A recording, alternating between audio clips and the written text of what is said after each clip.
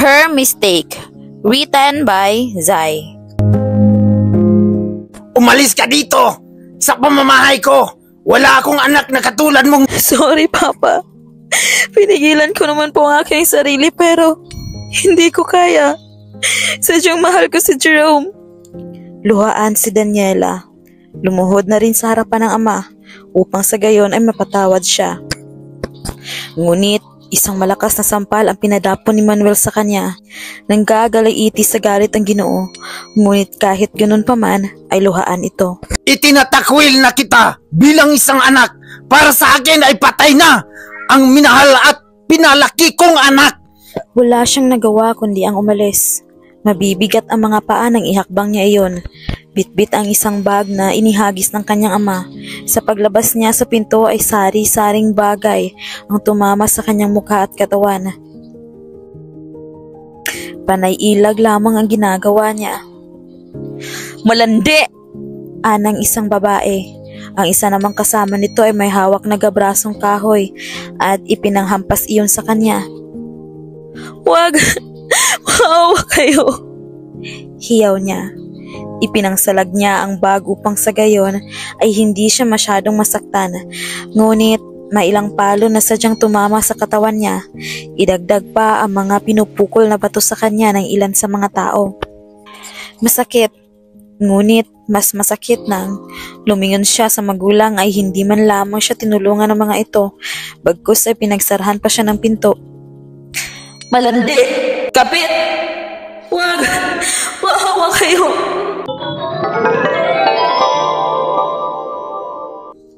Habol sa paghinga si Daniela. Hawak ng parting leeg at pakiramdam ay tuyong-tuyo ang kanyang lalamunan. Butil-butil din ang pawis sa noo niya. Panaginip. Mahinang saad niya. Nananaginip na naman ako. Huminga siya ng malalim upang payapain ang sarili. Muli siyang humigat ipinikit ang mga mata. Ngunit hindi nadalawin pa ng antok. Iminulat niya ang paningin at itinutok iyon sa madilim na kesame na tila ba ay may pinapanood doon. Ay, makatindig na nga para makapagsimula na ako. Umaga na naman pala. Mabilis siyang bumangon. Inayos muna ang higaan bago tuluyang lumabas ng silid. Tinungo niya kinaroroonan ng kusina upang mag-umpisang maglinis doon. At ang matapos ay tinungo naman niya ang may kalakihang sala ng bahay. Isa siyang maid sa pamilya Villamor. Mabait naman ang mga amo niya. Kahit isang kasambahay ay hindi siya kailanman itinuring nila na alila. Pamilya ang turing ng mga ito sa kanya. Patuloy siya sa paglilinis sa salas. Nakatalikod siya kung kaya't hindi pansin ang papalapit na tao sa kinaroroonan niya. Oh my God, Daniela! Ikaw lang palang bata ka? Sobra mo kong tinakot. Akala ko may nakapasok na sa bahay natin. Tinig ng isang ginang.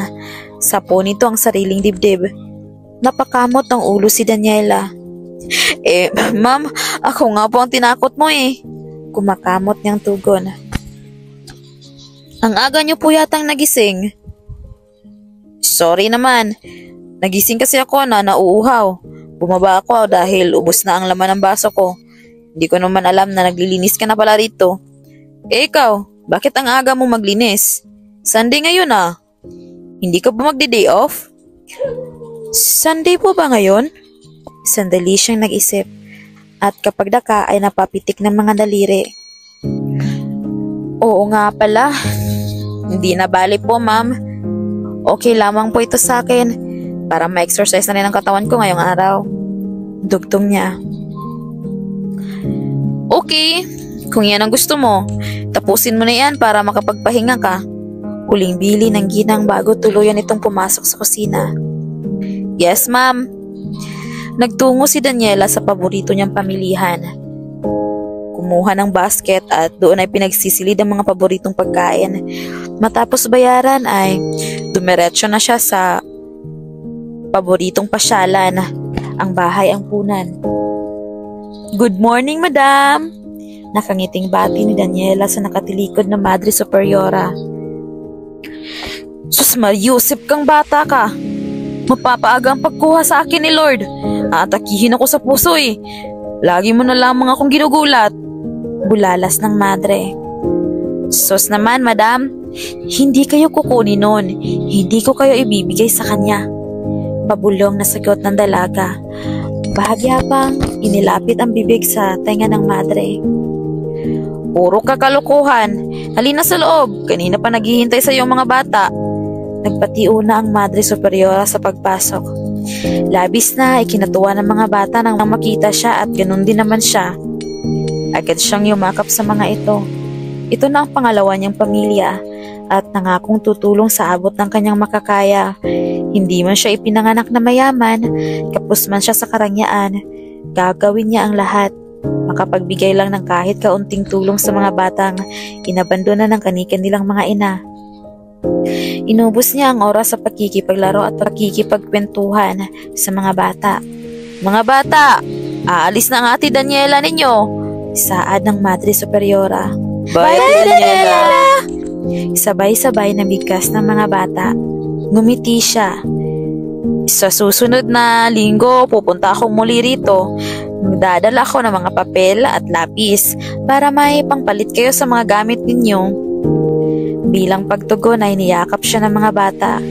Hindi naglaon ay tinatahak na niya ang palabas ng bahay ampunan ng may ngiti sa labi. Masaya siya dahil kahit papaano ay may napapasaya siya sa kaunting tulong na naibibigay niya. Habang naglalakad siya sa kahabaan ng daan, pabalik ng bahay na pinapasukan ay laking gulat niya sa nakita. Oh my! Natutop niya ang sariling bibig. Maya-maya ay mata naman ang kanyang tinakpan. Isang sasakyan kasi ang nakahimpil sa gilid ng daan. Malapit iyon sa tahanan na pinapasukan niya. Mula sa loob ng sasakyan ay tanaw niya ang dalawang naglalampungan. Ang babae ay tinatanggalan ng lalaki ng saplot, kasabay ang mainit na paghahalikan ng dalawa. Napalunok ng laway si Daniela habang nakatunghay sa nasa loob ng sasakyan. Kasunod ang pag-awang ng kanyang bibig sa nakikita. Hindi naman niya maigalaw ang mga paa dahil tila ba nakapagkit iyon sa kanyang kinatatayuan. Nagising ang diwa niya nang manarinig siya na busena mula sa kanyang likuran. Nakita niya na nagbukas ang may kalakihang gate. Dali-daling tumabi ang dalawa upang mapagbigyan ang daraang sasakyan. Muling tumakbo ang sasakyan patungo yun sa nakabukas na gate. Ngunit bago iyon natuluyang pumasok, ay huminto muna iyon sa tapat ng dalaga. Bumukas ang bintana ng sasakyan at iniluwa ang isang lalaki. May kaputian ito, matangos ang ilong at nakasuot ng sunglasses sa mata. Napangiwi si Daniela sa huling naisip. Nasa loob ng sasakyan naka-sunglass. Wow, kuya, ang inis sa loob. Saad niya sa sarili. Miss, kung gusto mong mangboso, pumunta ka sa mismo unahan nila. Huwag dito sa tapat ng bahay ko. Nakakaabala ka. Baritonong tinig ng lalaki bago nito tuloy ang pinatakbo ang sasakyan. Abat, antipati ko yun ah. Ginawa pa akong mamboboso. Naparaan lang naman ako rito. Kasalanan ko bang makita ang mga naglalampungan dito?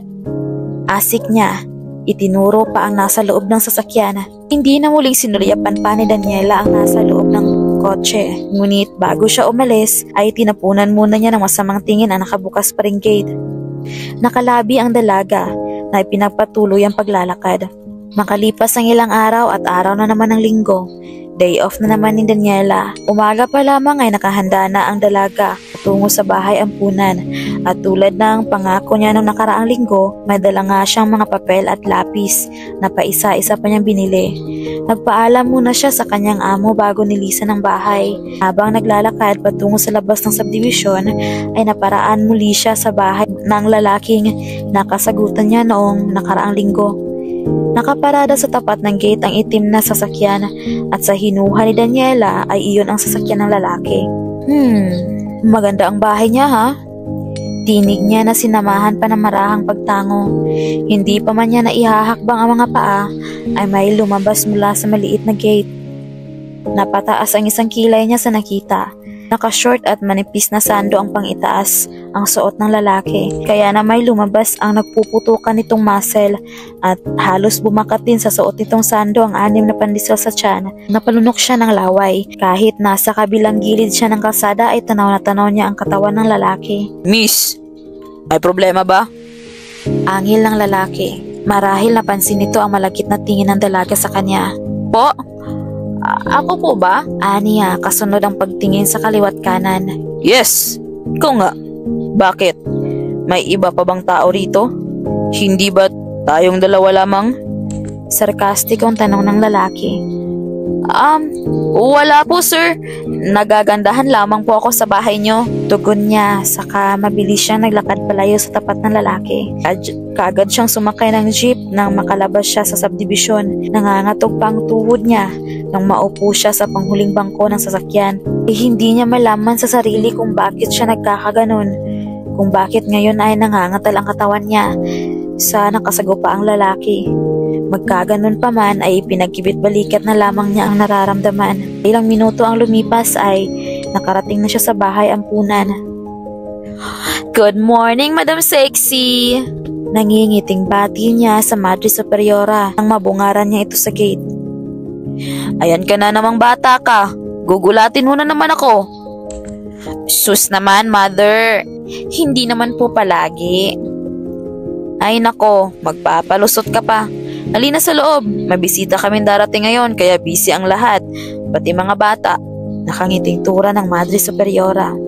Sumunod ang dalaga sa matandang madre. Umantong sila sa silid na pinag-aaralan ng mga bata. Maya-maya pa'y naging abala na rin siya sa pag-aayos at paglalagay ng dekorasyon. Dumating ang 3:00 ng hapon kung saan ay ito ang oras ng pagdating ng bisita. Ang lahat ay nakahanda na. Ang hapagkainan ay puno ng pagkain. Ang silid na tatanggapan ng bisita ay naliligiran ng mga bulaklak at iba-iba pang palamuti. Ayan na siya! Mga bata, handa na ba kayo? Mababa ka sa boses ng Madre Superiora ang kagalakan. Opo! Sabay-sabay na tugon ng mga bata. Pumasok ang isang matangkad na lalaki. Nakasuot ito ng Americana suit. Good afternoon, Mr. Mendoza. Welcome to Joseph's house. Masiglang bati ng mga bata kasama na rin ang mga madre. Good afternoon, children. Finally, nagkita rin tayong lahat. Kumusta kayo? Nangingiting lumapit ang bisita sa mga ito. Yumuko pa upang haplusin ang mukha ng isang batang babae. Napatulala si Daniela. Ang bibig niya ay kusang umawang. Pwede nang subuan ng isang kutsarang punong-puno ng kanin. Hindi maalis-alis ang paningin niya sa bisitang bagong dating. Bigla na namang bumalik ang kakaibang kaba sa dibdib niya. Daniela, halika rito. Papakilala kita kay Mr. Mendoza. Sabi ng matandang madre. Tila walang narinig ang dalaga. Ang mata niya ay hindi mapuknat-puknat ang tingin sa lalaking kausap ng madre. Daniela, okay ka lang ba? Kanina ka pa tinatawag ni Mother Angela. Napukaw ang diwa niya sa katagang iyon. Ano po iyon? Gulat na tinig niya. Ano bang iniisip mo? Kanina ka pa nakatulala riyan ah. Muling saad ng katabing madre sa dalaga. Wala po sister. Pasensya na po. Puntahan mo na si Mother Angela. Inyunuso nito ang nakaupong madre. Nanginginig ang tuhod na nagtungo ang dalaga sa mesa kung saan nandun ang bisita at ang Madre Superiora. Bakit po, Mother? Kanina pa kita tinatawag, Daniela. Pasensya na po, Mother. Nabubulol niyang hayag. May problema ba, anak? May sakit ka ba? Namumutla ka. Tanging sunod-sunod na pag-iling ang tugon niya sa pagtatanong ng madre. Maupo ka ngang bata ka? Maingat nitong hinila ang braso niya. Siya nga pala. Ito nga pala si Mr. Mendoza. Siya ang taong tinutukoy ko sa'yo. Pakilala nito. Sir, si Daniela po. Bukod sa maganda, sexy, ay napakamatulungin pa ng batang ito. Tuwing linggo ay nandito siya upang pasayahin ang mga batang narito. Nagbibigay din po siya ng mga tulong sa abot ng kanyang makakaya. Napangiti si Mother Angela sa bisita. Inilahad ni Mr. Mendoza ang palad nito sa harap niya. Kiming tinanggap niya ang palad. Sa pakiwari niya ay nanlalamig ang kanyang buong katawan nang magdaop ang kanilang mga palad. Ang lalaking nakaengkwentro niya ng ilang beses ay walang iba kundi si Mr. Mendoza. Nakailang buga ng hangin si Daniela habang tinatahak ang daan patungo sa highway. Nagdahilan lamang siya sa Madre Superiora upang payagan siya na makaalis. Minadali niya ang paglalakad upang sa gayon ay madali rin siyang makasakay. Ngunit bago siya tuluyang makarating sa dulo ng kalsada ay huminto ang isang sasakyan sa tapat niya. Get in.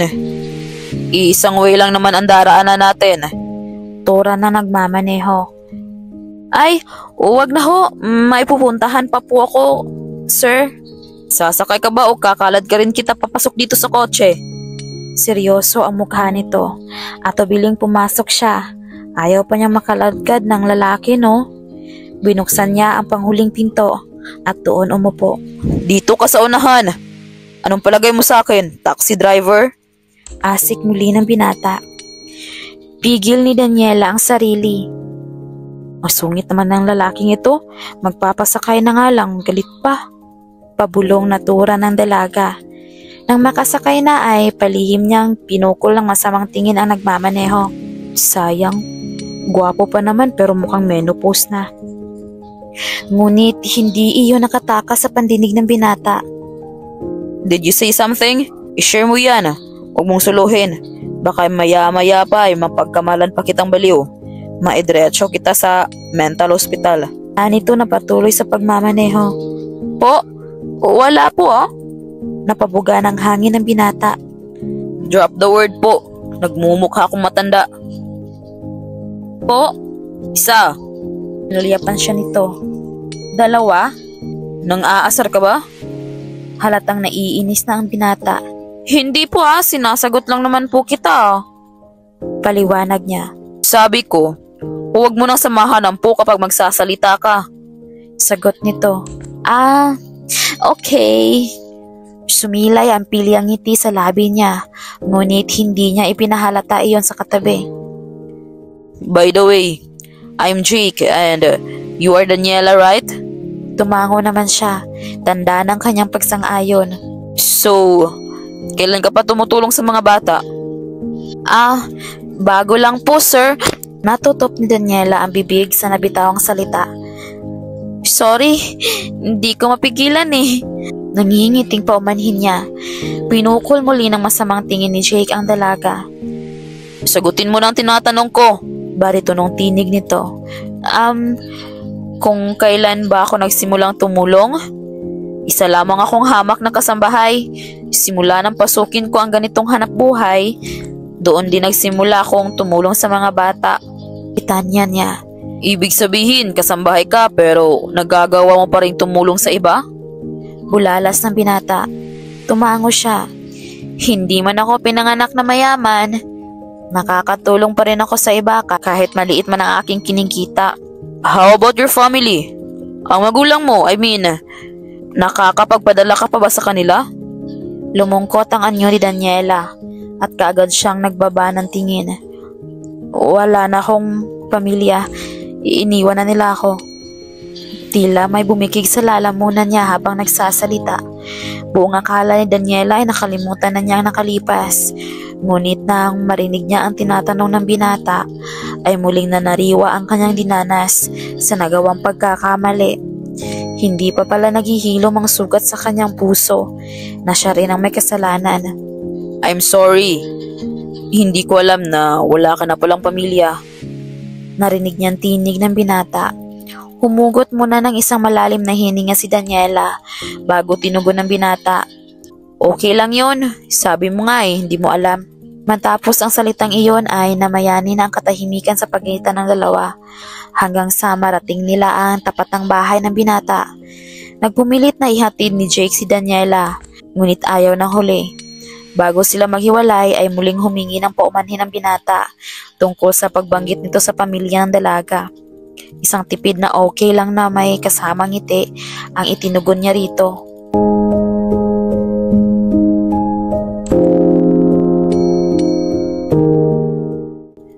Tuwing day off ni Daniela ay sinusundo siya ni Jake upang magtungo sa bahay ampunan at sa hapon ay inihahatid siya ng binata.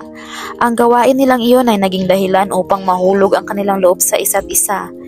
Niligawan siya ni Jake ng mahigit 3 buwan. Hindi naman nabigo ang binata. Nang araw na nagtungo sila sa kumbento, ay doon niya ibinigay ang matamis na oo. Naging masaya ang kanilang relasyon bilang magkasintahan. Once a month ay naglalaan sila ng oras para sa isa't isa. Lumalabas kung minsan, sabay na naghahapunan sa labas at kung ano-ano pa. Lumalim ng lumalim ang kanilang pagmamahalan hanggang sa dumating ang araw na nagpasya si Jake.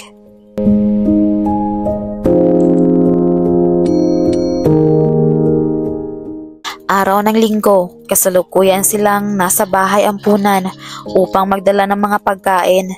Habang inaayos ni Daniela ang pagkainan, kasama niya si Mother Angela, ay isa-isang lumapit ang mga bata. Tumapat ang mga bata sa mga inuupuan ng mga ito. Mula sa nakataob na pinggan na dala ng mga bata ay may mga nakalagay na papel na may kalakip na letra. Tumulo ang masaganang luha ni Daniela nang matapos buklatin ang nakahanay na pinggan. Lumabas mula sa pinagtataguan si Jake. May hawak itong isang pumpon ng rosas at sa kaliwang kamay ay maliit na kahon. Lumapit ito sa kanya at lumuhod habang iniaabot ang rosas at ang singsing. Will you marry me? Mababak ka sa tinig nito ang pag-aalinlangan. Magkagayon pa man ay nakangiti pa rin ito. Nakatitig siyang luhaan sa nobyo. Kapag daka ay sinulyapan niya ang hawak na singsing. Kumikinang iyon at mukhang mamahalin. Narinig na lamang niya ang sigawan ng mga nakapalibot sa kanila. Yes! Yes! Yes! Yes! Yes! Yes! Maging si Mother Angela ay napapahiyaw na rin. Suminghot muna ang dalaga bago tumugon sa binata. Yes! Aniya. Lumaki ang ngiti ni Jake matapos itong tumindig at niyakap ng buong higpit ang dalaga. Thank you, sweetheart. And I love you so much. Puno ng pagmamahal na saad ng binata. I love you too. Tugon niya na ginantihan din ng yakap ang binata.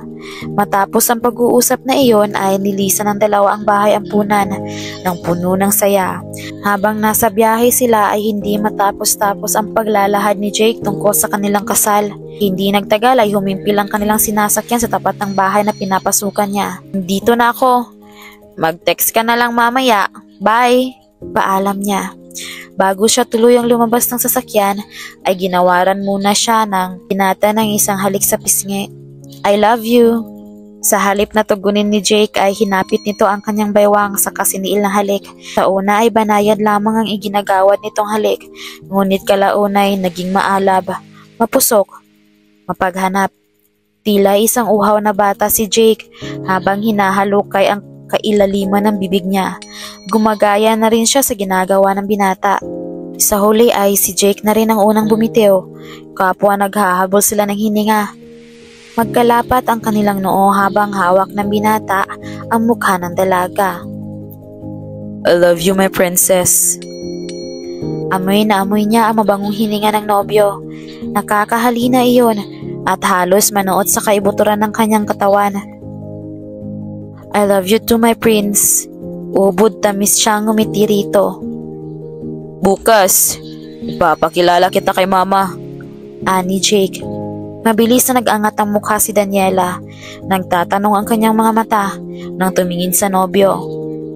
Don't worry. Mabait ang mama ko. Siguradong magkakasundo kayo. Paano ang work ko? Hindi mo na kailangan magtrabaho. Lalo na ngayong ikakasal na tayo. Doon ka na lamang sa bahay tumira.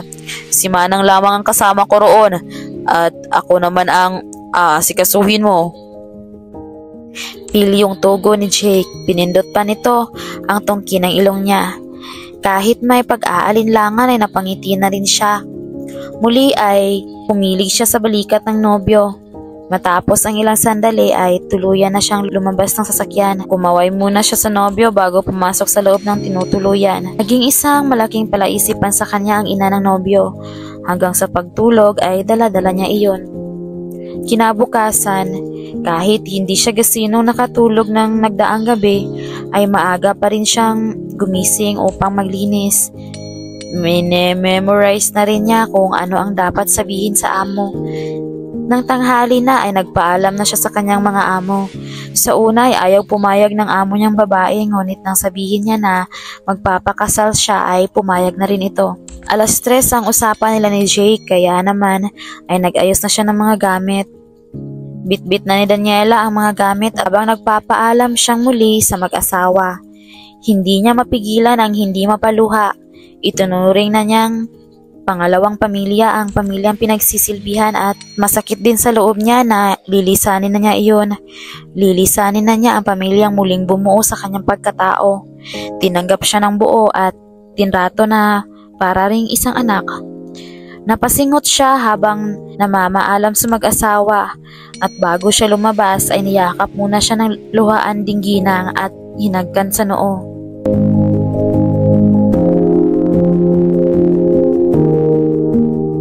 Relax. Huwag mong isipin na hindi ka magugustuhan ni Mama.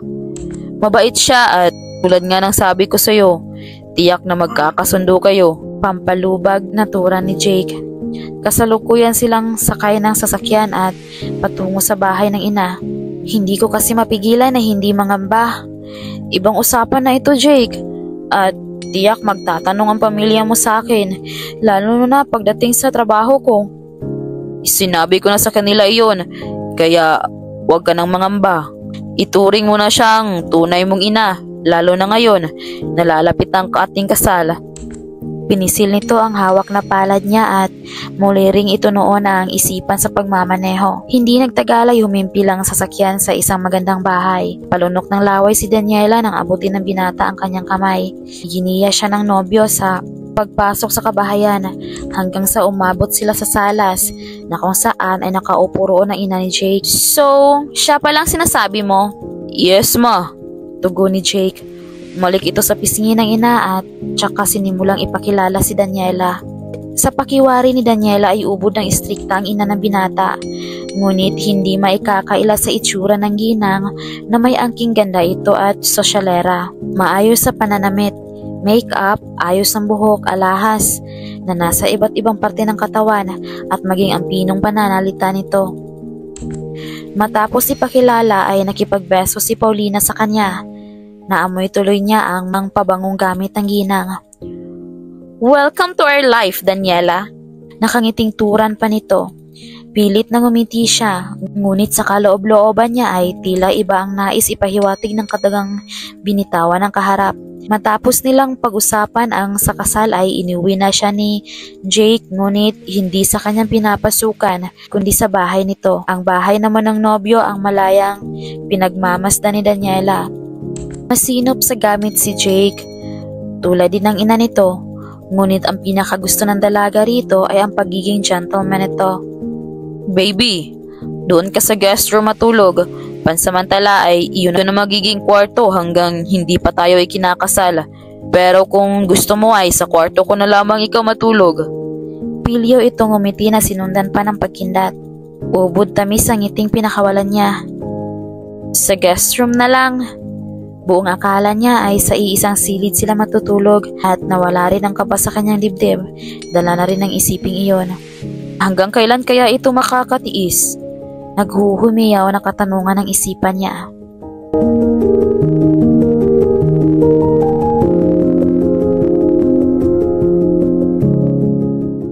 Matuling lumipas ang araw. Wala namang problema si Daniela sa poder ni Jake.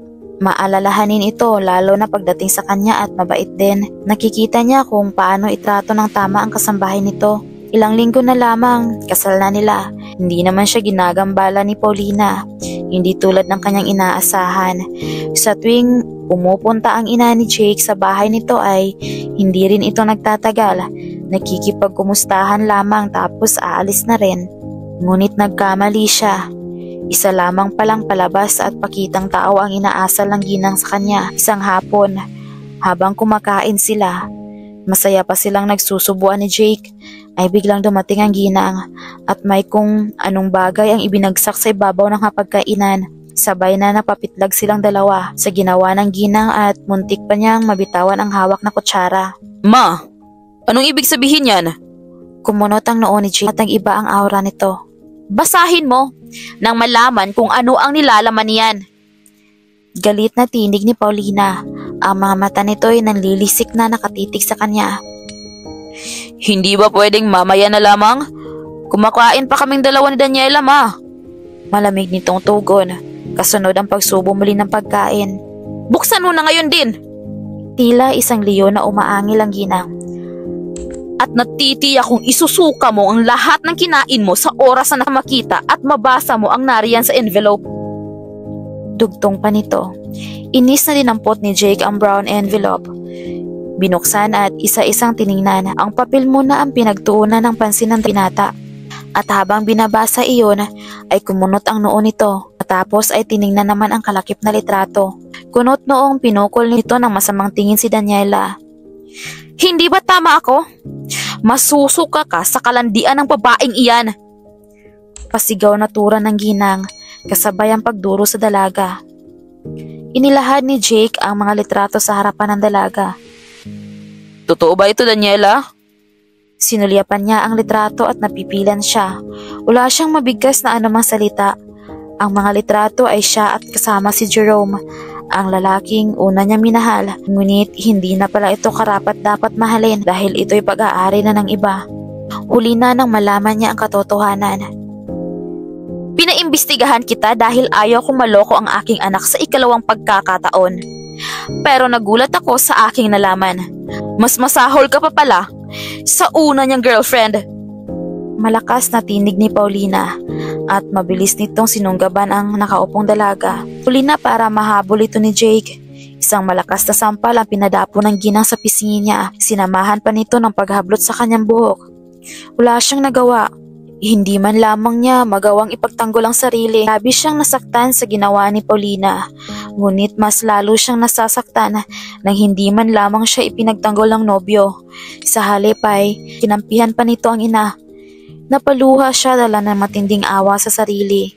Muling bumalik ang kasalanang nagawa niya na buong akala niya ay tapos na. Lumayo siya noon sa lugar na kinalakihan dahil sa maling nagawa. Umibig at inibig siya ng lalaking pag-aari na pala ng iba. Ngunit wala siyang kaalam-alam. Galit ng gusto ang kanyang magulang at napalaya siya. Hindi lang ang magulang niya ang nagalit, kundi ang halos buong angkan at lahat ng kapitbahay niya. Naging bingi ang mga taong nakapaligid noon sa kanya, lalo na ang kanyang magulang. Hindi siya pinakinggan, pinandirihan, dinaig pa ang may sakit na nakakahawa. Ma, tama na po.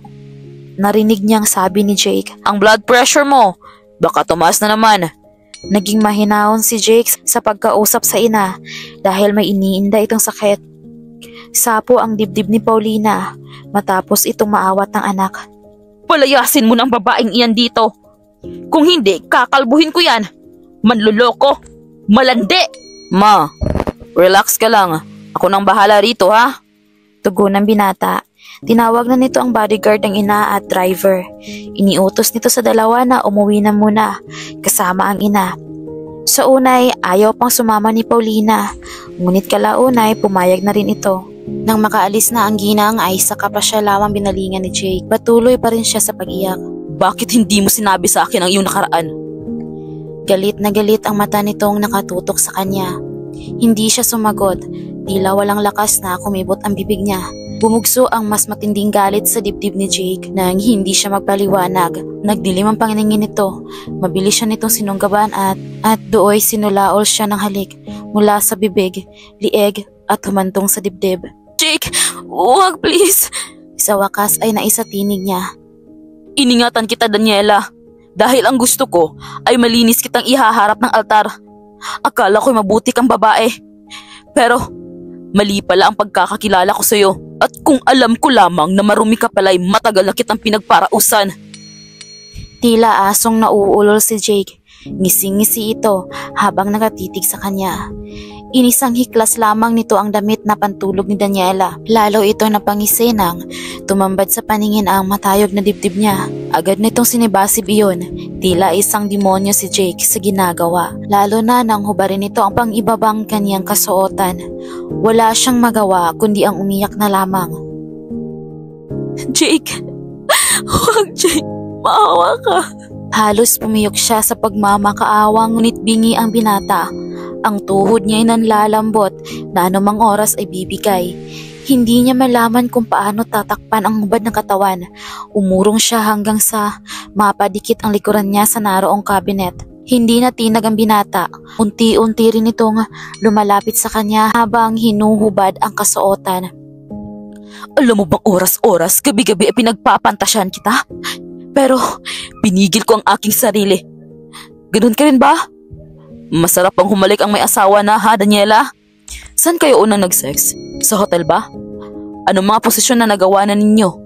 Dog style? 69? Iisa lang kasi ang alam ko. At natitiya kong makakalimutan mo ang lalaking iyon kapag ginawa natin ang ganong posisyon. Nakadikit na ito sa kanya at mahigpit na kinapitan ang dalawang kamay. Muli ay pinaghahalikan siya nito sa labi, pisngi, dibdib at sa iba pang parte ng katawan. Masarap humalik si Jake, ngunit sa pagkakataong iyon ay wala siyang maramdaman. Kung mayroon man ay galit na nag-uumapaw sa dibdib niya. Walang patid pa rin ang pag-agos ng luha sa pisngi niya, lalo na nang pilit na ipasok ng binata ang pagkalalaki nito sa kanyang kasilanan. Napangiwi siya at naikuyom ang kamao. Masakit. Pero mas nangingibabaw ang sakit na dulot ng galit ni Jake. Sa madaling salita ay wala itong tiwala sa kanya. Mas pinaniniwalaan nito ang sumbong ng ina. Bakit? Bakit? Tanong nito sa isipan niya. Nakakapangliit ng sarili. Lahat ba ng tao ay tingin sa kanya ay marumi? Maging ang lalaking minahal niya at handang pag-alaya ng buong pagkatao, ang tingin sa kanya ay isang basahan.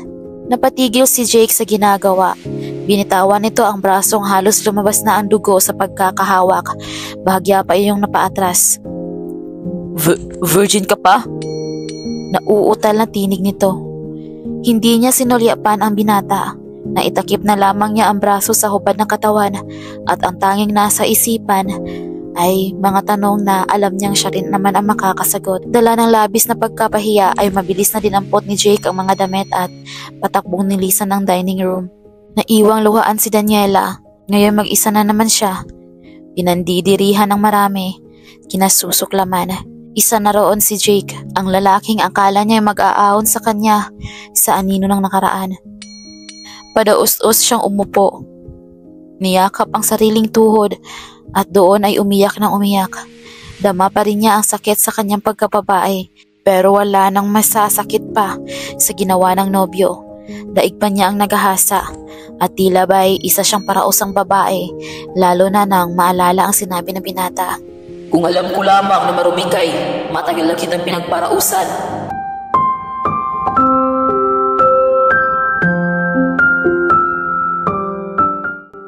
Hindi alam ni Daniela kung paano nakapagsuot ng damit at nakalabas ng kabahayan. Wala siyang naraan ng kotse ni Jake. Marahil ay umalis ito at ngayon nga ay heto siya. Iika-ikang naglalakad patungo sa kung saan. Hindi alam ang patutunguhan. Ang tanging nais niya ay makalayo sa mga matang mapangusig, sa mga matang mapanghusga. Ngunit saan na naman siya pupunta? Saan siya magtatago? Sa bahay ampunan. Iyon ang isinagot ng isipan niya.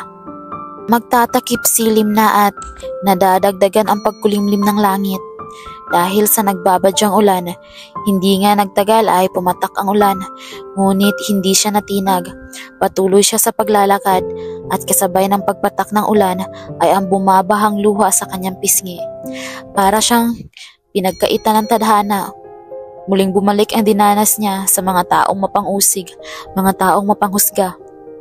Alam niyang nagkamali siya dahil pumatol siya sa may asawa pero wala na ba siyang karapatang magbago? Wala na ba siyang karapatang lumigaya? Lahat ng tingin sa kanya ay marumi. Makasalanan. Tao lang naman siya. Nagkakamali. Kaya kasi ako eh. Madaling mahulog ang loob. Kala ko eh, mahal ako. Pagsasawaan ng pala ako. Humihikbi niyang sabi.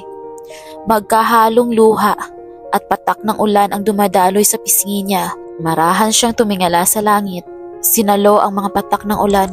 Nagbabaka sakaling mahugasan ang nagawa niyang kasalanan at dahil nakatalikod siya sa gitna ng daan ay hindi pansin ang sasakyang paparating.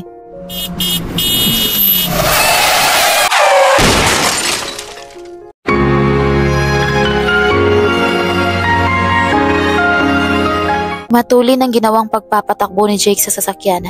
Nais niyang magtago sa kasalanang nagawa sa nobya. Nais niyang sumigaw. Labis-labis ang paggumuhi niya sa sarili. Hindi niya napigil ang emosyon at napasigaw na nga siya. Mas binilisan pa niya ang pagmamaneho sa sasakyan at nang may makitang poste ay idiniretso niya iyon.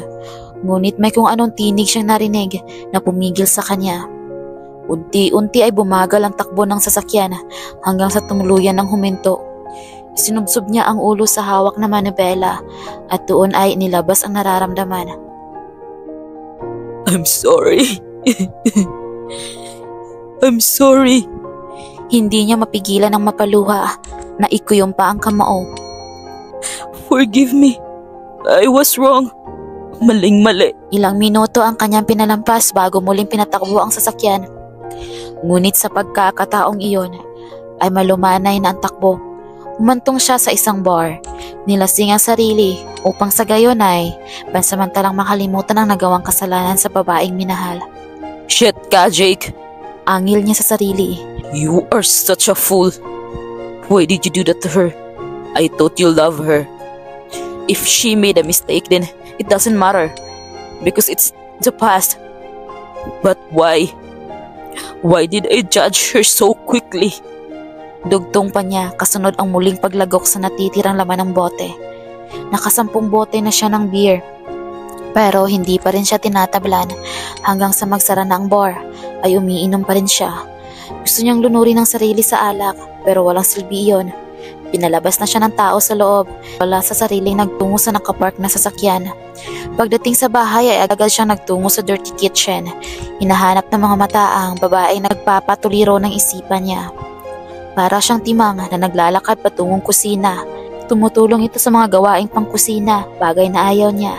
At madalas ay doon niya ito naaabutan. Ngunit wala roon ang hinahanap. Day off nga pala ng kasambahay niya kaya dalawa lang sila ni Daniela. Baka nasa dining na iyon. Sunod niyang tinungo ang kainan. Ngunit wala rin doon ang hinahanap. Napangiti siya nang maalala ang oras. Ating gabi na pala. Tiyak na tulog na ang mahal ko. Papaalis na sana siya nang mapansin ang mesa. Ang pinagkainan ay nakalatag pa rin doon. Nawala ang kulay ng kanyang mukha nang bumalik sa realidad ang kanyang pag-iisip. Malaki nga pala ang nagawang kasalanan niya sa nobya. Unti-unti ay inihahakbang niya ang mga paa patungo sa mesa. Kapag daka ay tumingin siya sa cabinet na ginawa niyang kama para maangkin ang nobya. Biglang sumulak ang kaniyang dugo. Agad na sinunggaban niya iyon at pinagsusuntok. Hayop ka! Hayop ka, Jake! Napakasama mo! Hiyaw niya. May dugong lumabas sa kamao niya ngunit hindi niya ininda iyon. Tiyak niyang mas masakit pa ang naramdaman ng dalaga matapos niya itong puwersahang angkinin at pagsalitaan ng kung ano-ano. Habol ang hininga nang huminto siya at muli ay napasulyap sa mesa. Bigla siyang binundol ng kaba. Nandito pa rin ang aming kinainan. Mahinang sabi pa niya. Hinanap niya si Daniela sa kabuuan ng bahay ngunit hindi niya ito natagpuan. Maging sa silid nito ay wala rin. Naiksuklay niya ang kamay sa sariling buhok at unti-unti ay napaupo sa gilid ng tinutulugan ng dalaga. Oh God, sweetheart. Where are you? Umalis ka ba? Iniwan mo na ba ako? Humikbi siya hanggang sa lumakas ang kanyang pag-iyak. Dinaig pa ang isang musmos na iniwan ng ina. Kung maibabalik nga lang niya ang nangyari, sana ay naghintay siyang makapagpaliwanag ang nobya. Sana ay inintindi niya ito, pero huli na. Wala na ngayon ang babaeng minahal niya dahil na rin sa kanya. Naniwala siya sa sumbong ng ina. Nangalit ang kanyang mga ngipin nang maalalang dahilan ng pagkakaroon niya ng kasalanan sa dalaga. Ilang araw na hinanap ni Jake ang nobya. Pinuntahan niya ang bahay na dating pinapasukan nito, ngunit wala roon ito. Maging sa bahay ampunan ay nagtungo rin siya, ngunit tulad ng nauna ay wala rin doon ang dalaga. Nawawala si Daniela? Hindi makapaniwalang tanong ni Mother Angela. Kagat-labing iniyuko niya ang ulo sa katumango. Kasalanan ko po, Mother. Saan naman pupunta ang batang iyon? Nito. Itong mga nakaraang araw lamang ay sunod-sunod ang balitang patayan. Mababae man o lalaki. Huwag nang pansanang ipag-adya ng Panginoon. Kinakabahan ng madre sa naiisip. Huwag ko kayong mag-alala, Mother. Pupunta po ako sa presinto para i-report ang pagkawala niya. May tila kung anong bagay ang bumara sa lalamunan niya habang binibigkas ang mga salita. Kasalanan niya kung ngayon ay nawawala si Daniela at kung kinakailangan magpahuli siya sa mga pulis dahil sa kasalanang nagawa ay kanyang gagawin. He almost raped the woman he loved and that is a crime. Laglag ang balikat ng lisanin ang bahay ampunan. Saan niya ngayon hahanapin ang nobya? O mas magandang tanong, magpakita pa kaya ito sa kanya?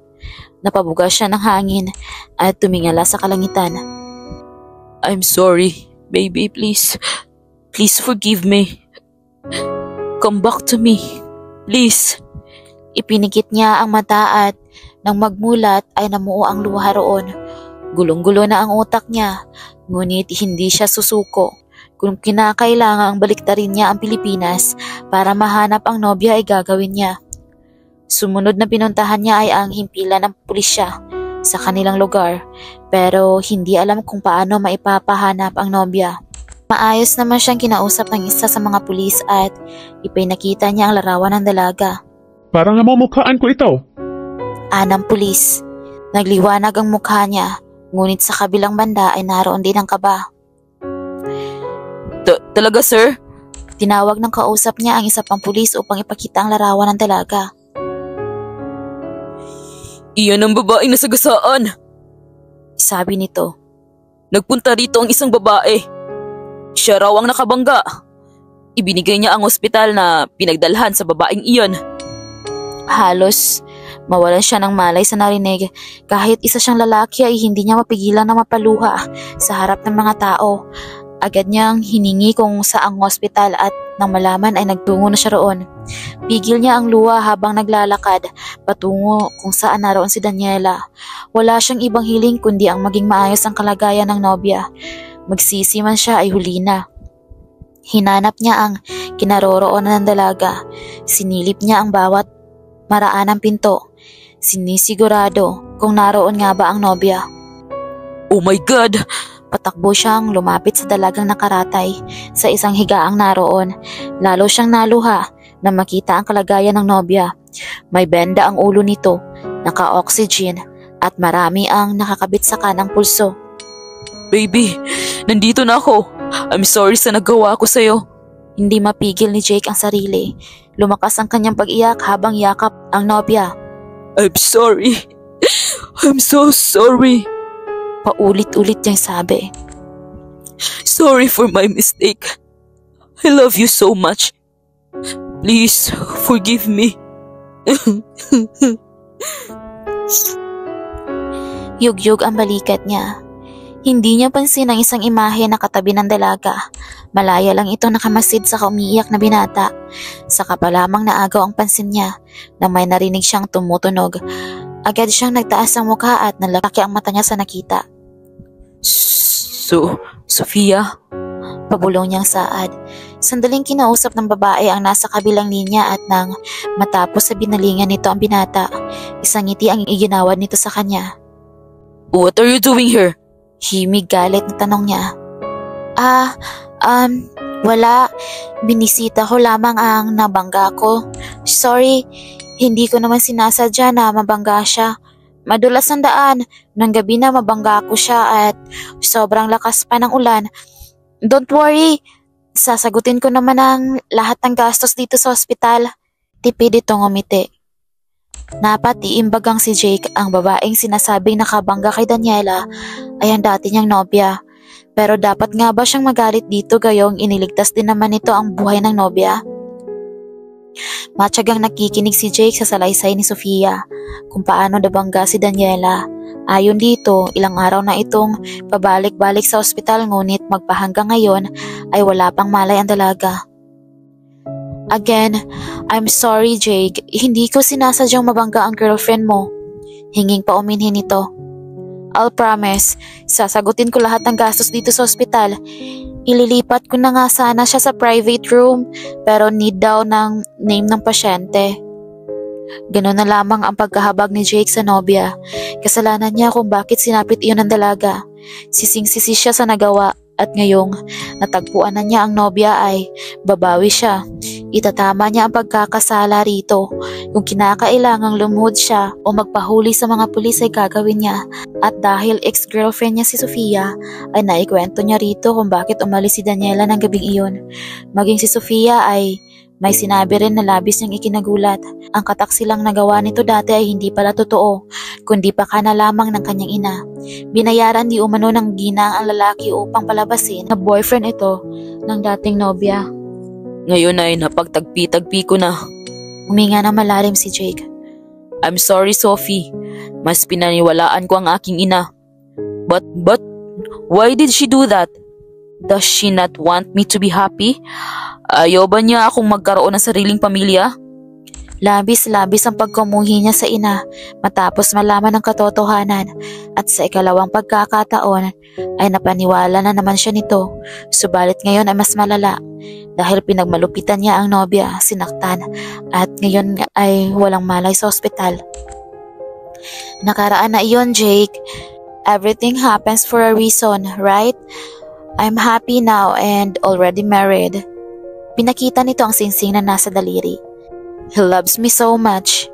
And I guess, ganun ka rin sa kanya. Inginuso nito si Daniela. Yes, sobra ko siyang mahal. Ngunit, malaki ang pagkakasalang nagawa ko sa kanya. And I'm getting nervous. For what? Napangiti si Sofia. Huminga siya ng malalim. What if hindi niya ako mapatawad? Kung talagang mahal ka niya, papatawarin ka niya. Pampalubag loob na sagot ni Sofia. Matapos ang kanilang pag-uusap ay nagpaalam na rin si Sofia. Nais pa sana nitong hintayin ang doktor, ngunit may biglaang meeting ito. Pinalipat na ni Jake ang dalaga sa pribadong silid upang mas maging kampante ang loob niya. Marahan niyang hinaplos ang mukha ng dalaga. Ginagap ang kamay nito at masuyong hinagkan. Ilang araw na siyang nagbabantay sa nobya, ngunit hindi pa rin ito nagkakamalay. Ayon naman sa doktor, maliban sa natamong sugat sa ulo ay wala nang anumang napinsala sa katawan ng dalaga. Maghintay pa tayo ng ilang araw, Mr. Mendoza. Baka'y dala ng inilapat na gamot sa kanya.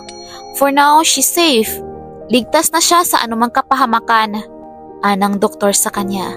Kahit gano'n ang paliwanag ng doktor ay hindi pa rin mawala-wala ang pangamba sa dibdib ni Jake. I'm sorry, sweetheart, sa nagawa ko sa'yo. Please, gumising ka na. Bumalik ka na sa akin. Maluhalo ang saad niya. Please, Daniela, bumalik ka na sa akin. Kahit anong parusang ipataw mo sa akin ay tatanggapin ko. Huwag mo lang akong iiwan. I'm begging you, please. Nagsusumamo ang tinig niya habang mahigpit na hawak ang palad ng dalaga. Walong ano-ano ay nagbukas ang pinto. Iniluwan niyon ang may edad na lalaki at babae.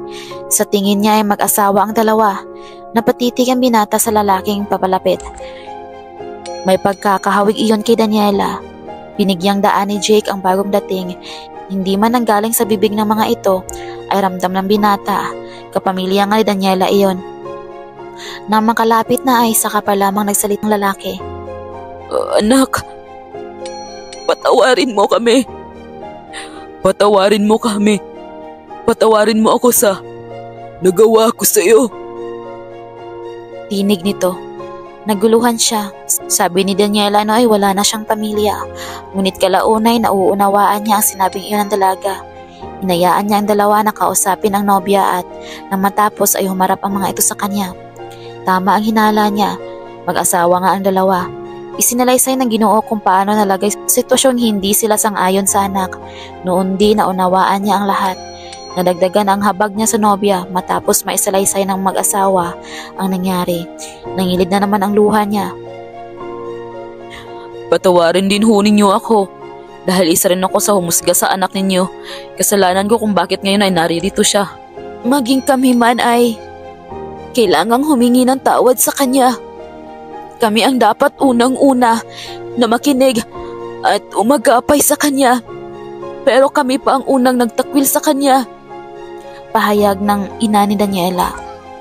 Mag-isa na siya sa silid ni Daniela. Pinauwi muna niya ang magulang ng nobyo upang makapagpahinga. Habang malayang pinagmamasdan niya ang dalaga, napangiti siya nang maalala kung paano sila nagkakilalang dalawa. You know, when we first met, I was very annoyed with you. I didn't know that I would fall in love with you. I love you so much, sweetheart. Please forgive me. I was wrong. Hinusgahan kita agad. Nagalit ako kasi akala ko iba ka sa babaeng una kong minahal. But it turns out that all that was just made up by mama. Kasabay ng luhang pumapatak ang masuyong haplos sa mukha nito. Maya-maya pa ay gumalaw ang talukap ng mata ng nobya. Mabilis na dumagundong ang dibdib niya. Tulad ng unang araw silang nagkatagpo. Daniela. Mahinang banggit niya. Hindi halos siya kumukurap. Naniniguro na tama ba ang nakita. Hindi nagtagal ay dahan-dahang nagmulat ng mga mata si Daniela. Sa wakas ay dumating na rin ang araw na kanyang pinakahihintay. Nagkamalay na ang dalaga. Dala ng labis na kasayahan ay kaagad niyang niyakap ang nobya. Thanks God. Nagkamalay ka na rin. Muli ka niyang ibinalik sa akin. Hinagka niya ito sa noo at muli ay niyakap. Palakas ng palakas ang iyak niya. Babe, I'm really sorry. Isa nagawa ko sa'yo. Please, patawarin mo ko. Nag-angat siya ng mukha. Magalit ka sa akin. Magsalita ka ng masasakit. Isumbat mo ang maling nagawa ko. Sampalin mo man ako ay hindi ako magagalit. Kulang pa yun sa nagawa ko sa'yo. Please, I'm sorry. Dumistansya siya at mabilis na lumuhod. Nakatitig lamang si Daniela sa kanya. Ngunit kita niyang nakakuyom ang kamao nito. Lalong lumakas ang patak ng luha niya. Ito na ba ang ganti ng nagawa niya? Ang hindi siya mapatawad? Wala siyang nagawa kundi ang tumayo na lamang. Pinahid ang luha at payak ng umiti. Alam ko, kulang ang isang sorry sa nagawa ko sa'yo at alam ko rin naman na hindi mo ako kayang patawarin. Magsalita ka lang. Kahit pa I hate you yan, ay tatanggapin ko. Ang mahalaga ay alam ko na okay ka na. Kahit pa hilingin mo na lumayo ako ay gagawin ko. Muling hayag ni Jake. Siya nga pala, nagpunta ritong magulang mo. Kakaalis lang nila at sa bahay ko na muna sila pinatuloy. Take a rest. Tatawagin ko lang ang doktor mo para sabihin nagkamalay ka na. Muli ay ngumiti siya at kahit may pag-aalinlangan ay hinagkan pa rin niya ang noo ng dalaga. I love you and I'm sorry for my mistake. Bulong niya. Matagal bago siya humiwalay dito. Mabibigat ang paang tumalikod siya rito. Pagkasarado ng pinto ay naikuyom niya ang kamao dahil sa matinding galit para sa sarili. Siguro kung may hawak siyang baril ay kanina pa niya naiputok yun sa sarili upang sa gayon ay mapagbayaran ng kasalanan kanyang nagawa. Patuloy pa rin sa pagpatak ang luha niya. Huminga siya ng malalim. Masaya na akong nagkamalay ka. Kahit hindi mo na ako matanggap. Kahit kamuhian mo pa ako.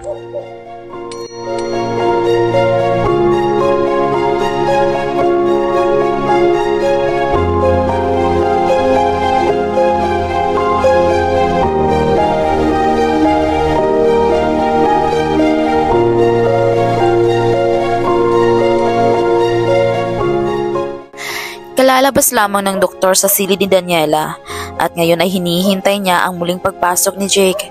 Nawala ang galit sa dibdib niya nang marinig ang paghingi ng tawad ng binata at maging ang sinabi na nandirito ang magulang niya. Paano nalaman ng magulang niya ang kanyang kinaroroonan? Jake! Gumaralgal ang tinig niya. Naghintay siya na inabot na lamang ng muling pagpikit ng mata niya ay hindi pa rin pumapasok ang binata. Hindi niya alam kung ilang oras muli siyang nakatulog. Nagising na lamang siya sa mainit na haplos sa kanyang muka. Papa, pinikit niyang muli ang mata. Ilang segundo lang ay muling iminulat iyon upang siguraduhin hindi siya namamalikmata. Papa, anak. Tumayo ang Ginoo at buong higpit na niyakap siya. Patawarin mo ako, anak. Maling-mali ang aking nagawa sa'yo. Kinain ako ng galit na dapat sana ay ako ang unang umagapay sa'yo. Pero sa halip ay pinagtulakan pa kita palayo. Mas nanguna sa akin ang pride at kahihiyan sa sasabihin ng iba. Luha nito at maging ang katabing asawa. Ang tagal ka naming hinanap, anak. Kung saan-saan. Lahat ng kamag-anak natin ay pabalik-balik naming pinuntahan. Nagbabaka sakali na naroon ka. Nangingiting lumapit ang ginang.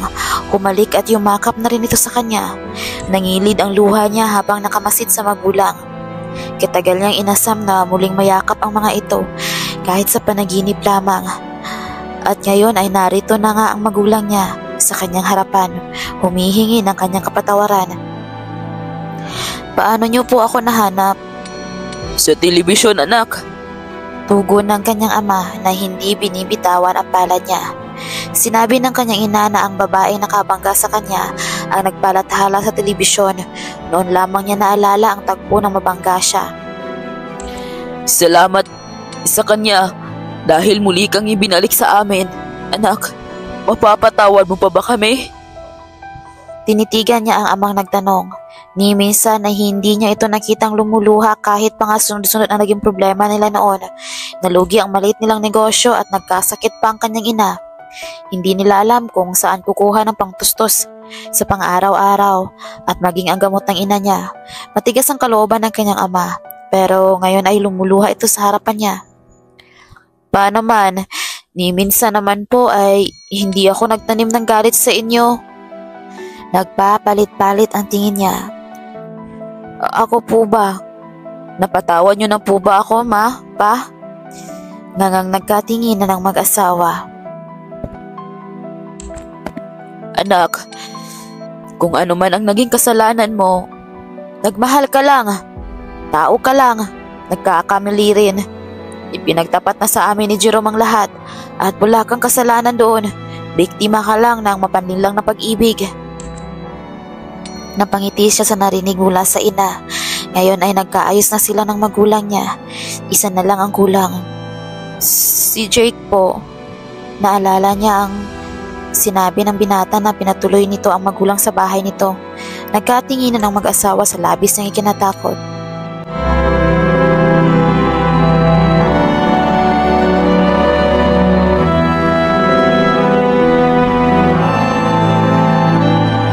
Ma! Nasaan ka? Sigaw ni Jake.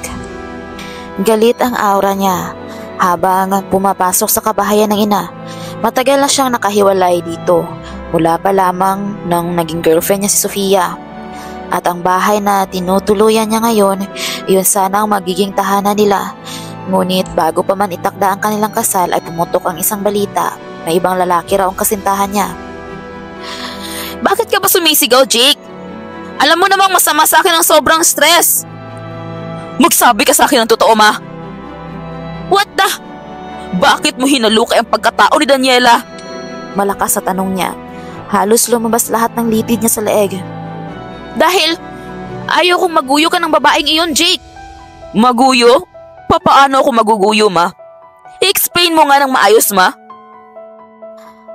Anak, bakit ba natin pinagtatalunan ang babaeng iyon? Don't tell me na.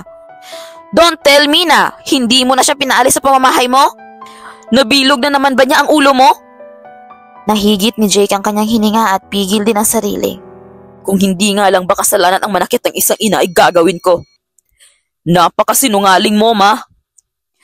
Bakit ba lahat ng naging girlfriend ko ay ginagawan mo ng kwento? Isang sampal ang itinugo ni Paulina sa kanya. Wala kang paggalang sa akin? Iyan ba ang natutunan mo sa pakikipagrelasyon sa malanding babaeng iyon? Ha? Pinagparausan na siya ng iba. Nilawayan na ng iba ang babaeng iyon, Jake. Wala siyang pinagkaiba sa dati mong nobya. Mas masahol pa nga. Kasi pumatol siya sa lalaking may asawa na. Halos pasigaw na ring sagot nito. Halos sumulak ang dugo niya.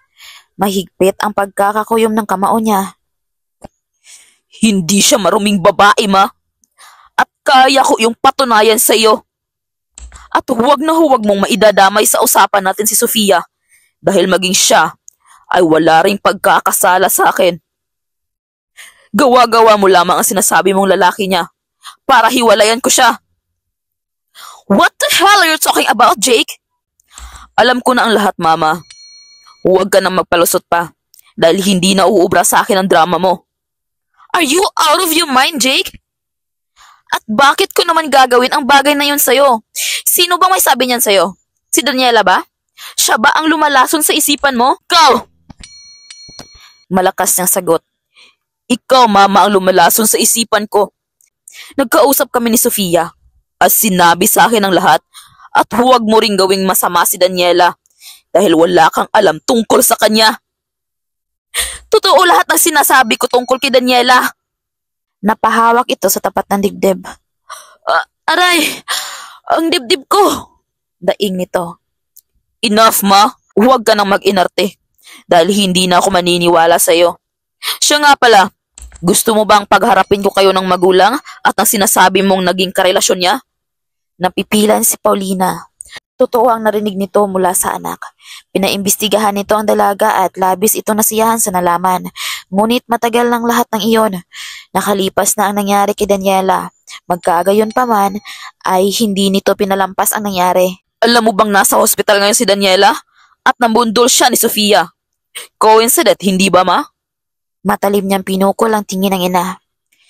Hinding-hindi na ako maniniwala sa anumang sasabihin mo sa akin kahit kailan. Katagang binitawan niya bago tinalikuran ng ina. Naiwang nanginginig ang buong katawan ng ginang. Isa po ang dibdib at unti-unti itong napaupo. Kahit walang balak na pumunta si Jake sa ospital ay nagtungo na rin siya. Pinapunta siya ng magulang ni Daniela para makausap ang huli. At kahit alam niyang malaki ang galit ng nobya sa kanya ay muli siyang hihingi ng tawad. Dumaan muna siya sa flower shop upang ibili ito ng paboritong bulaklak.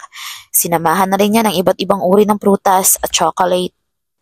Kung kinakailangang suyuin o kaya ay muling ligawan ang dalaga ay gagawin niya, mapatawad lang siya nito. Hawak ang punpon ng rosas at isang basket ng prutas. Kumakatok siya sa pinto. Bahagyang iniawang muna niya ang pinto bago lumudlaway na pumasok. Wala roon ang Ginoo at kasalukuyan natutulog ang dalaga. Nagdala po ako nito. Iniabot niya ang basket na agad ding kinuha ng ina ng dalaga. Salamat, nag-abala ka pa. Ngiti ang itinugon niya rito. Kapag daka ay sinulyapan ang nobyang natutulog.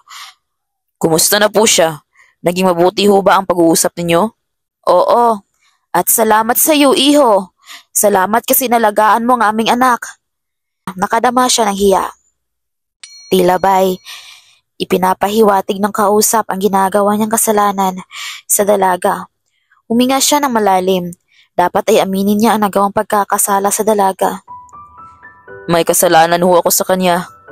Aniya, kami man ay malaki ang nagawang pagkakamali pero pinatawad niya kami. At nagtanong pa siya kung napatawad na ba namin siya.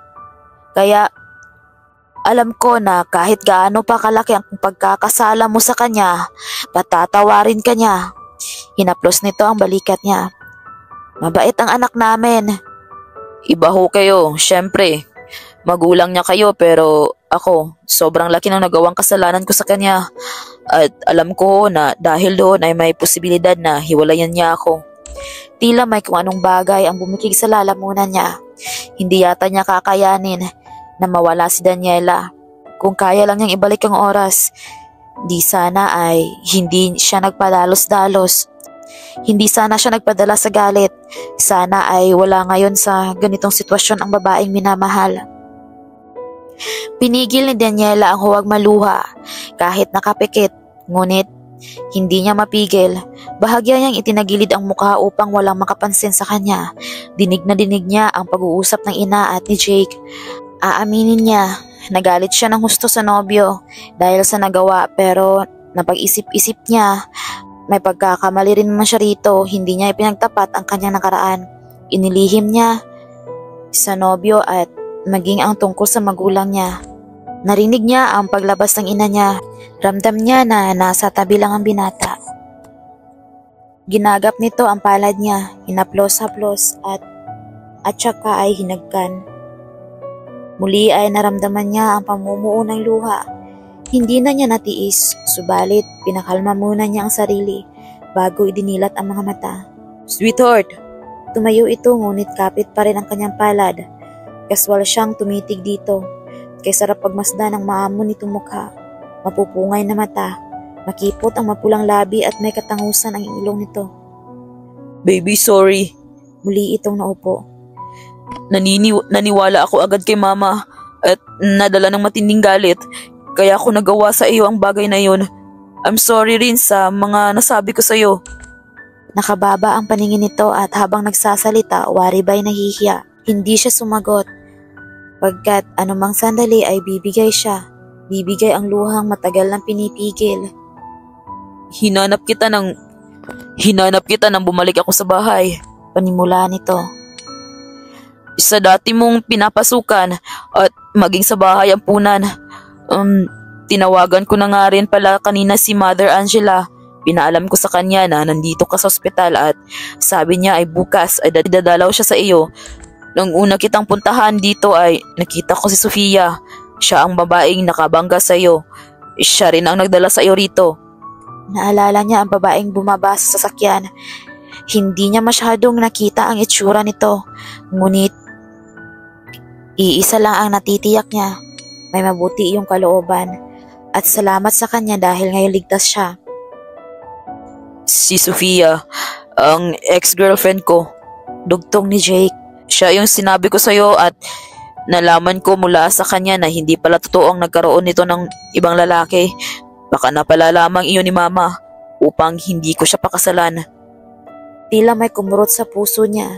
Sigurado rin siya na kaya siya pinaimbestigahan ni Paulina ay ayaw din ito sa kanya. At ngayong lumabas ang totoo, ano kaya ang nararamdaman ni Jake? Tumikhim siya upang alisin ang tila batong nakabara sa lalamunan niya. Nasaan siya? Sabi ni Sofia ay sa susunod na araw kanya bibisitahin at siya rin ang magbabayad ng lahat ng gastusin dito sa ospital. Hindi siya nagsalita. Napahinga lamang siya ng malalim. Do you want to eat? May binili ako ang mga prutas. Tumayo ito. Lumapit sa mesa na pinapatungan ng mga binili nito. Kitang-kita niya ang pagpuna sa luha ng nobyo. Naawa na siya rito. Kahit nagalit siya ay hindi naman nawawala ang pagmamahal niya para rito. Oo, masakit ang naging paratang nito sa kanya. Pero hindi niya rin ito masisisi. Ang sarili nga niyang magulang, itinakwil siya. Pinagsalitaan din ng masakit na salita. Jake, mahina ang tawag niya. Sandali. Kita niya ang panginginig ng kamay nito. Ipagbabalat lang kita nitong prutas para makakain ka. The doctor said, kailangan mo magpalakas. Bukas pala, i-examinin kang muli. Para kapag sumama ka sa magulang mo ay maayos ka na. Panay tikim nito. Itinataboy mo na ba ako? Dahan-dahang nilingon siya nito. Nabitawan din nito ang hawak na prutas. Matapos maibaba ang hawak na kutsilyo, ay mabilis siya nitong nilapitan. Baby! Niyakap siya nito ng buong higpit. I'm sorry. Sorry sa nagawa ko sa'yo. Sorry sa mga nasabi ko. Gumaralgal ang tinig nito. Maging siya ay hindi na rin napigil ang sarili. Ako man ay may kasalanan din sa'yo. At ako ang unang dapat sisihin sa nangyari. Hindi ko sinabi sa'yo ang tungkol sa aking nakaraan. I'm sorry, Jake. Kapwa sila luhaan ng magtama ang mga mata. Agad na pinahid ni Jake ang luha sa pisngi niya. No, it's my fault. Kasalanan ko kung bakit nangyari ito sa'yo. Kasalanan ko kung bakit muntik ka nang mawala sa akin. And I'll promise, hindi na kita sasaktan pa. Ginawaran siya nito ng halik sa labi at bilang pagtugon, ang labi niya ang gumalaw. Muli ay naramdaman niya ang tamis ng halik ng lalaking minamahal. Iisipin na lamang niyang isang bangungot ang naganap sa kanilang dalawa, ibabaon at kakalimutan. Nakangiti ito na maghiwalay ang kanilang mga labi, ay ngunit nanatiling nakayakap ito sa kanya. I love you, sweetheart. I love you too. Hinawakan nito ang kanyang mukha at muli ay siniil ng halik. Siya ang unang bumitaw. Siya nga pala, yung tungkol sa babaeng nakabangga sa akin. Si Sofia? Bumitaw na rin sa pagkakayakap si Jake sa kanya. Binalikan nito ang binabalat ng prutas. Tumango siya at tumayo siya ng upo. You will meet her tomorrow. She said she has a family. Maayos na ang buhay niya ngayon. And she said napatawad na raw niya si mama. Nakahinga siya ng maluwag. Akala niya ay magiging karibal pa niya si Sofia sa lalaking iniibig. Napangiti siya ng lihim dahil sa naiisip.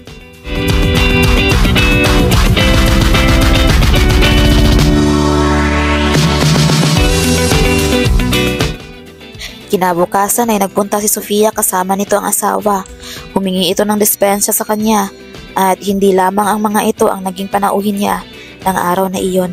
Si Paulina rin, abot-abot ang pagsisisi nito sa nagawa.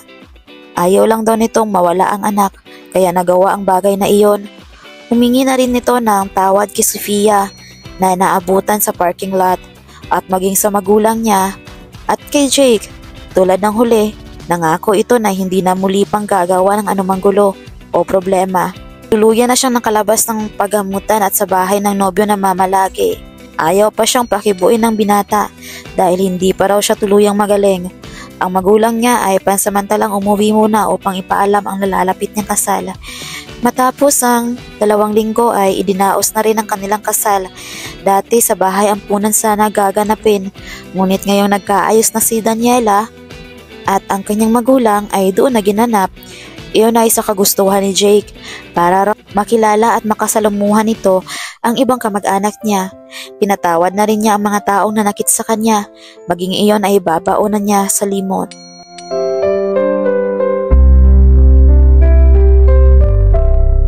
You may now kiss the bride. Anunsyo ng pare. Nagpalakpakan ang mga taong saksi sa pag-iisang dibdib ni Daniela at Jake, mga taong minahalang dalaga sa kabila ng kanyang nagawang kasalanan, si Mother Angela at ang mga bata sa ampunan, ang dati niyang mga amo, ang kanyang magulang, maging si Sofia ay naroon din at ang ilan pa niyang kamag-anak na dati ay ipinagtulakan siya. Nakaraanan niya iyon at kailanman ay hindi na maibabalik, subalit ngayon na itama na niya. Mabuhay ang bagong kasal! Mabuhay! Mabuhay! Hiyawan ng mga tao. Habang lumalabas sila ng simbahan ay pumatak ang ulan. Tumingala si Daniela sa kalangitan. Lord, thank you po sa pagkakataong ibinigay mo sa akin. Aniya na nakangiti. Sa kabila ng pagpatak ng ulan, sa mukha niya ay nangilid pa rin ang luha sa kanyang mga mata. Luha ng kaligayahan. Ngayoy, hindi na siya mag-iisa sa gitna ng ulan. May nakaagapay na sa kanya at si Jake iyon. Naging masalimuot man ang kanyang nakaraan, may bukas pa rin naghihintay sa tulad niyang nagkamali. Nagmahal lang siya at patuloy na magmamahal sa piling ng lalaking mahal din siya.